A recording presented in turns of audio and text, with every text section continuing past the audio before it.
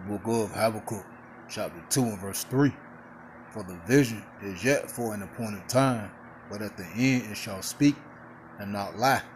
Though it tarry, wait for it, it will surely come. It will not tarry. All praises to Yahweh, Ba'ashem Habashai, Bahara Kakwadash, the honors of the elders and the apostles of the great millstone. Shalom to the hopeful elect of the nation of Israel, that scattered abroad amongst the heathen, some looking like the heathen, beginning with the 144,000. Preacher, teaching, prophet, Shalom.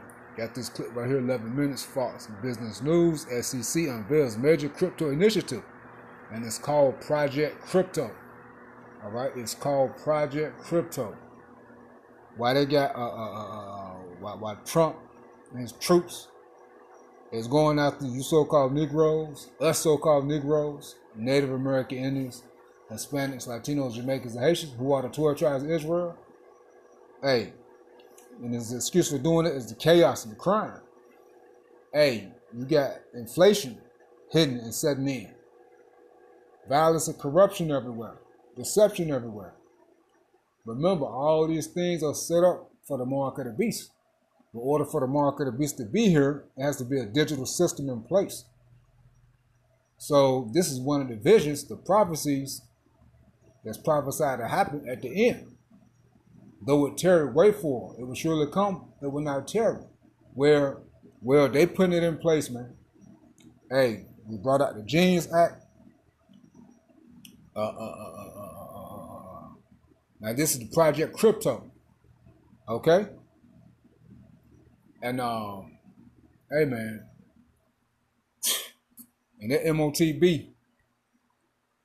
Hey, this is why all these things going on, man. It's gonna lead to this digital system that's gonna lead to the MOTB, man. So you're sitting around playing, jacking off on your balls, you know, just wandering around lost, careless, don't got a clue. These prophecies are coming to pass and your ass is through, man. 2/3 of our people are through. Daniel 12 and 4. And y'all gonna have a lot of questions, man. When you no longer can use physical currency, that fiat currency, that paper. Alright? When they say, hey, that junk trash, you got to go digital. 2/3 of our people gonna be finished. And we're pretty high, and y'all gonna take the MOTB when they introduce it. Because along with the MOTB, for you to buy and sell, it's gonna be a part of your comfort and peace and safety throughout the chaos. Alright? And 2/3 of our people gonna go along with it because your ass is lost, number one. Number two, a lot of people know what it is, but hey, your ass gonna give in to the flesh. Why? Because you don't have the sure foundation, man. You don't have the truth for the scriptures. You don't have Yahweh Ba'ashem Shai. And we put at Yahweh Ba'ashem Shai. Keep us strong and built up in these times and continue to build us up when this thing come. Because we gonna most definitely need Yahweh Ba'ashem Shai, man. Because this will be tough. Hey, it's prophesied that the elect is going to be confident, going to eat, going to drink, going to be merry. Hey, we're going to be laughing during these times, man. All right? Now we ain't going to be sitting around eating full-course meals every day. But Yahweh Shema Shai going to feed us. We're going to be well taken care of, man. Hey, we're going to be eating according to what we need, man. We ain't going to be sitting around eat 3-4 meals a day and snacks in between, man. All right? But hey, we can have enough to sustain us. Hey, that's called gluttony when you just sitting around overeating.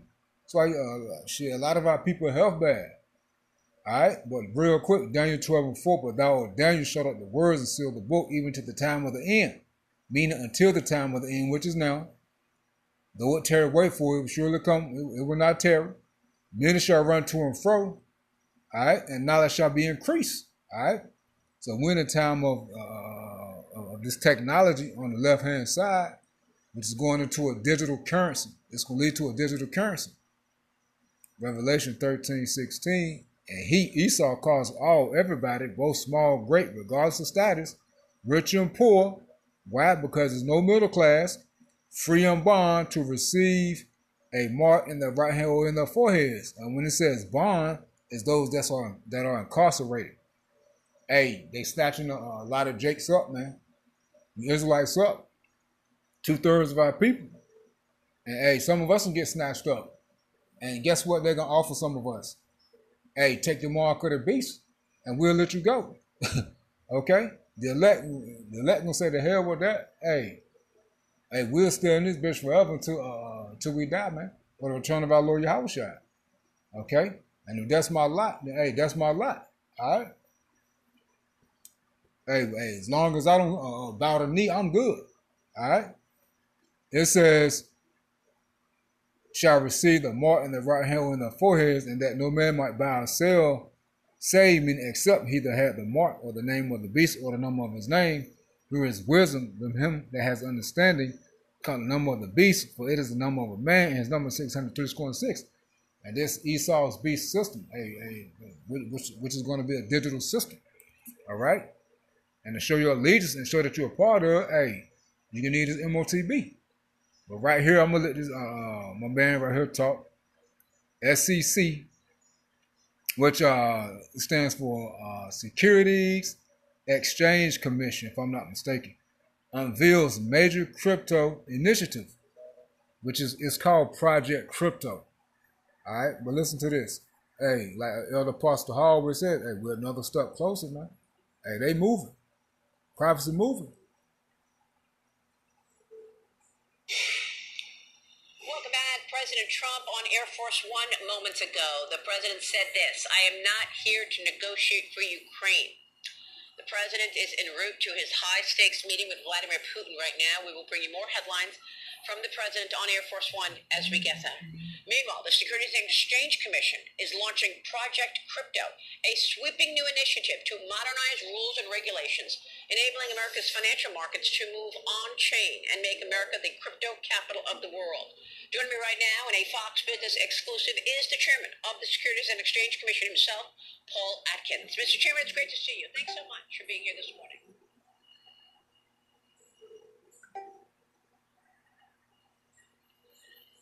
That's on that. Do we have Chairman Atkins? This will come Mr. in. Chairman, I want to get your take on Project Crypto.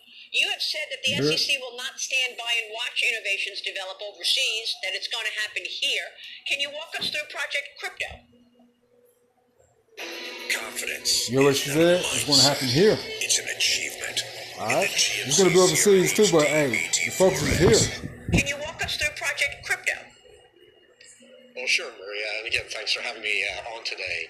A couple of weeks ago, the administration issued the President's Working Group's report on digital assets in the United States, and there were clear directions to the SEC. We're part of the PWG, the President's Working Group, and clear recommendations for us to go forward and help make what the President has announced, his intention to make America the crypto capital of the world and have the world run on American technology.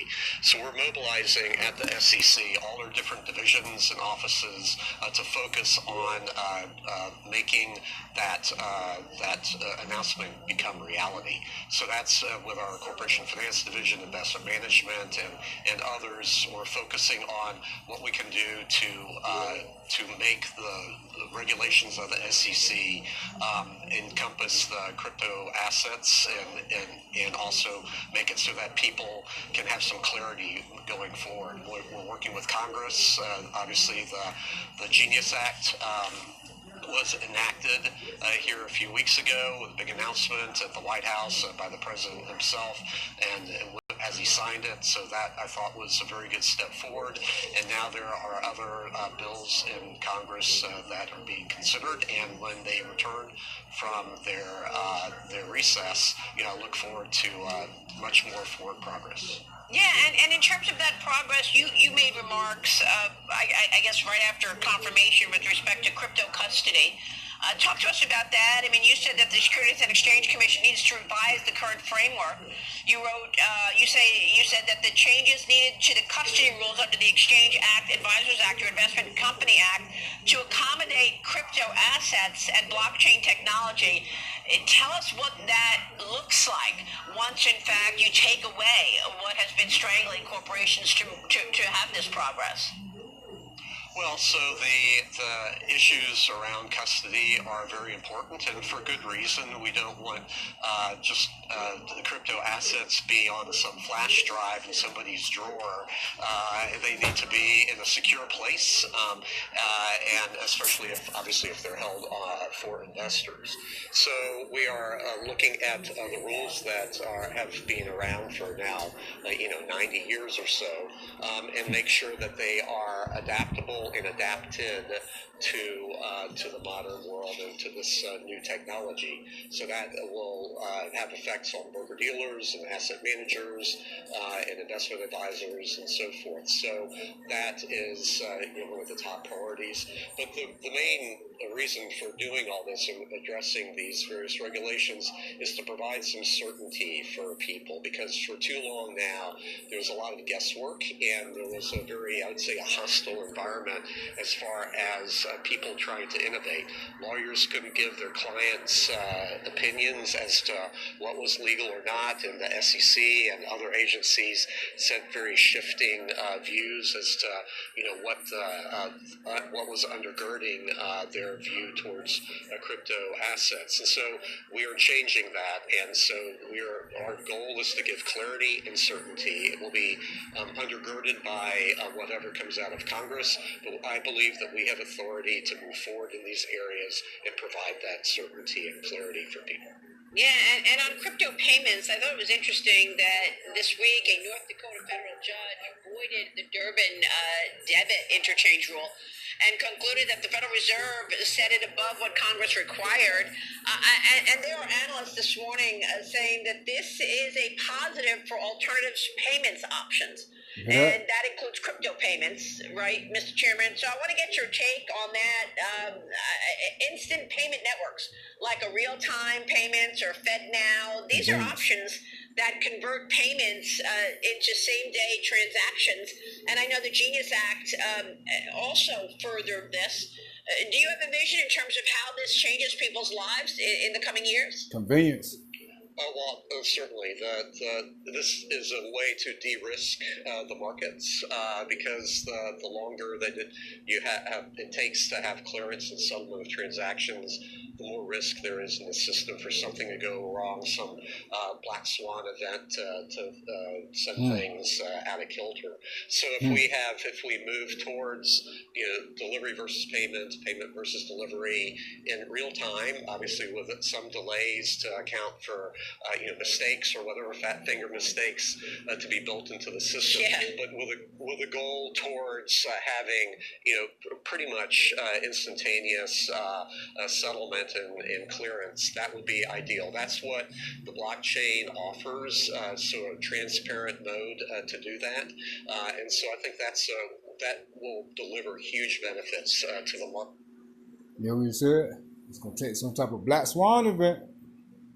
Look that up. Place that we probably can't even calculate right now. Well, it's incredible, this moment in time that we're in, Mr. Chairman. And in addition to all of your work on crypto and on digital assets, you've also discussed easing back or changing regulations when it comes to private companies. And I want to get your take about opening access to private companies and equity for ordinary investors. Of course, President Trump recently signed an executive order to open up 401k retirement plans to invest in private equity as well as crypto. Mr. Chairman, what are your thoughts in terms of how this changes options for investors, and what would be the goal here in terms of giving investors access to private equity?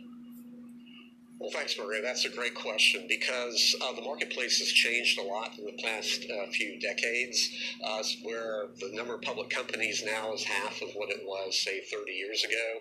And the private market has really grown tremendously because there's a lot of capital out there looking for deals to invest in. And so the biggest thing that investors should remember about investing and the difference between that and, say, gambling is, you're helping to construct something in the economy and helping to grow the economy. But B, you need to approach things with a diversification goal in mind. Don't put all your eggs in one basket. That's one of the axiomatic bases for long-term investing. And so for investors who are looking to bolster their retirement savings, it is good to have diversification and to be where it's not really great to have a situation where large endowments and pension funds, like state pension funds and whatnot, can be diversified in the public and private markets, but 401ks cannot. And I think that's one of the goals of this executive order, to direct the Department of Labor and the SEC for us to work together to help make that a reality, but with proper guardrails around things. We can't just like fling the gates open and have investors rush in, where one has to be careful, and you have to know what what the kind of the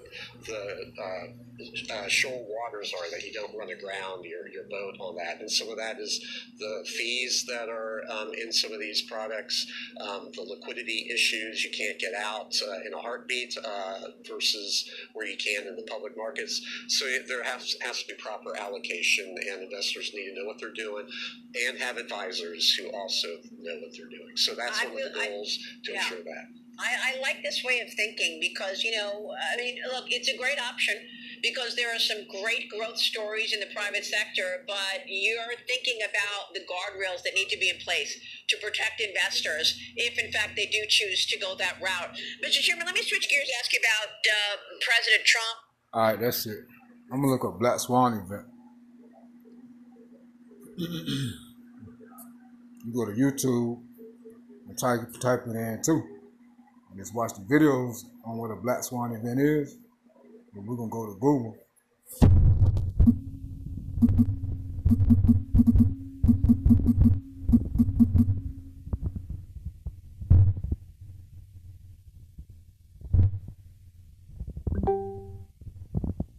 Black Swan, AI overview. Black Swan Event is a highly probable, unpredictable event with severe consequences. Remember, this is the Black Swan Event. Alright? Hey, great reset. Hey, Fred, all that, it's going to have to be shut down and start over. Alright? So, hey, something's going to happen. I believe, they're going to kill the power. Going to that second 86, I think the 24th verse. Hey, 3 hours of war shall not grump. Hey, kill the power, have that joint down for however long they're going to have it down for. And when you start back up, this will be a new digital system, a new digital way. Alright? The old ways will be out. And remember when CB came, everybody's on the inside. They had linemen out to put down these cables, fiber optic cables and stuff like that, man. These boxes, okay? These big orange balls. So all this stuff is being set up, man.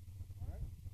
It says it's characterized by its unpredicted nature, significant impact, retrospective rationalization, term popularized by Nassim Nicholas Taleb, originates from the historical belief that all swans were white until the discovery of black swans in Australia. Key characteristics: unexpectedness. Black swan events are outliers that fall outside the realm of normal expectations. So, hey, something's gonna happen off the blue. All right, people disrespect it. We expect that to host elect, but the majority of people don't know what's coming. But we do. Extreme impact, they have a major influence on the world, whether positive or negative. And it's going to be negative. But they're going to paint it as a positive because it's going to be painted as it's a more secure, convenient, and safe way. Remember, this digital system is released in MOTB, which is for surveillance. All right? Concerning knowing who is sick. Today, diseases is going to, a lot of diseases is going to kill people, man. Alright? That CV was a trial, that was light. And it wasn't even nothing, man. It was those who took the you know what. But guess who will start really dropping dead in mass numbers? Those who went along with that program. Alright? Remember, hemorrhagic fever and all that stuff hit these folks, man. So something's gonna happen. Power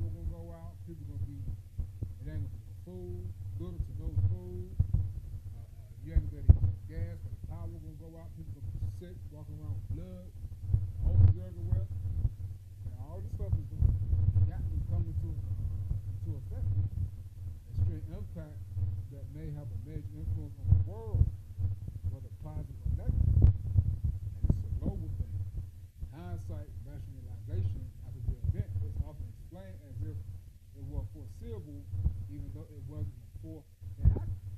See? So, hey, you see the examples, man. Look, 2008 financial crisis, the CB19 colonial pipeline cyber attack. Come on, man. They tell you, hey, they pray. Right? Hey, we've been telling y'all this by word of the Spirit, but hopefully let know. Alright, so let's get closed out with this real quick. Let's have it put 2 again. Have it put 2. And we'll read through 5, through 4, through 5. Have it put 2 and 3 for the business yet for an appointed time, but at the end it shall speak and not lie. Lord, tarry, wait for it, because it will surely come, it will not tarry. Behold, his soul which lifted up is not upright in him. That's Esau.